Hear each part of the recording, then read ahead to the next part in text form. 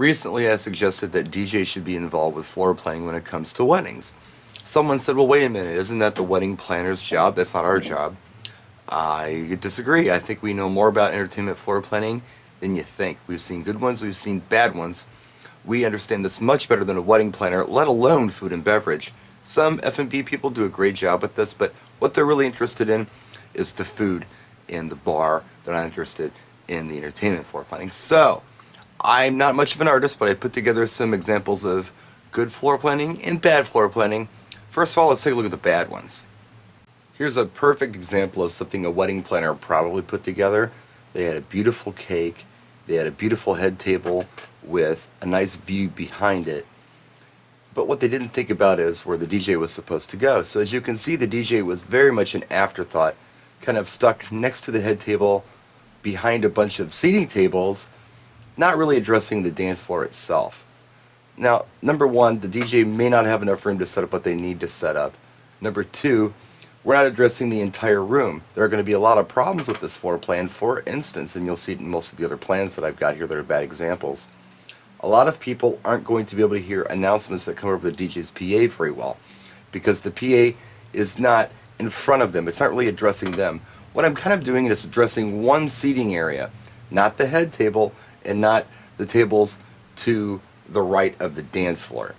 Now, granted, it looks wonderful walking into the room as far as any kind of food and beverage person's perspective goes, or maybe even to the eye of a bride and groom, but when it comes to entertainment time, it's going to be rough. I don't see this floor plan a lot, but when I do, I have to shake my head and wonder, what were they thinking?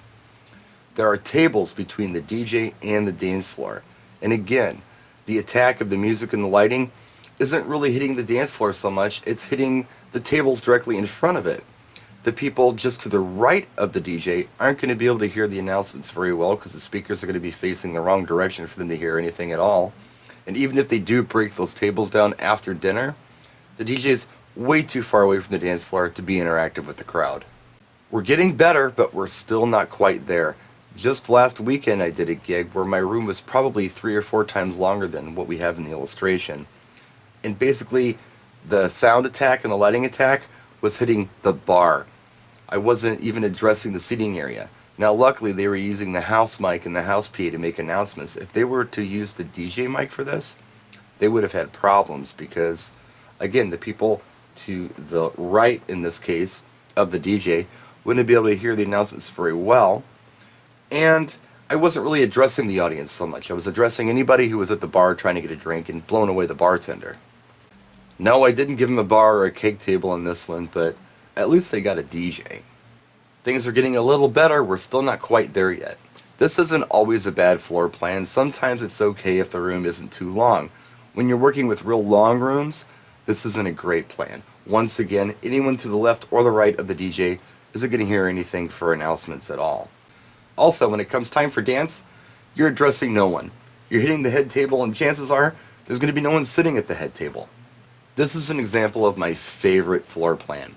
What's happening here is no one's too close to the DJ, so they're not getting blown away for dinner music. Some people want to sit grandma and grandpa right next to the DJ. By the way, if you're doing that, it's a big mistake. Never put the old people in front of the DJ. Put them as far away from the DJ as possible because old folks like to talk and catch up, and they're just going to get annoyed if even the dinner music's too loud. They're going to ask you to turn it down, look at you with disgusted looks on their faces. It's not a good thing. Please keep your old folks as far away from the DJ as possible. So what do we have? We've got the bar near the dance floor. So all the action is happening near the dance floor. That's going to help for dancing. The DJ is addressing the entire room, not focusing on the bar, but focusing on the guests. So announcements are going to be heard. The DJ is going to be seen when it comes time to party.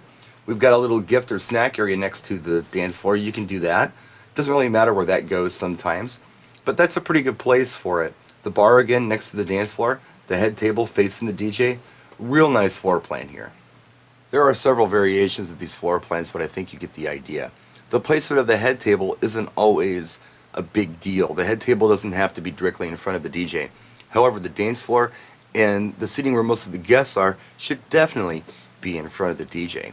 So there are just some tips for you on floor planning, how DJs can actually come in and do a better job than your food or beverage people or even your wedding planner, ask your DJ. Practice and enjoy.